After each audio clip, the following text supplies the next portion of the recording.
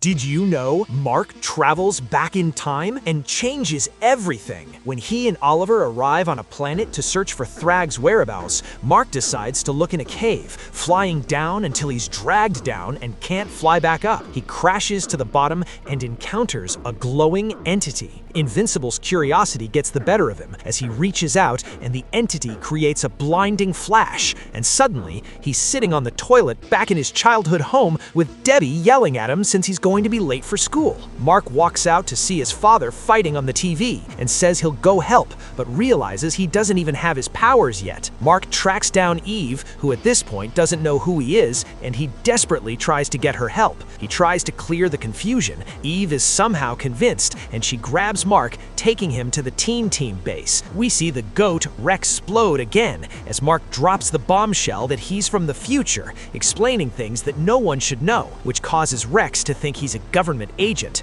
Robot finally arrives and he's briefed on the situation, but Mark suddenly reveals that Robot isn't actually a robot, but a deformed person, a secret no one should know. To further convince his friends, Mark warns them of a villain and he's arrested before he can commit more crimes. With the group finally believing Mark, he explains that he's worried if this is all even real, so Robot reveals something only he knows, that deep down he might make a decision that he thinks is right, but will also be something very bad. Robot gives him a last warning, advising Mark to just be careful with his decisions before Invincible gets his powers and leaves. After having dinner with his parents, Mark flies out of his house in rage, demanding for this to be over with, but is met with only silence as he leaves distraught.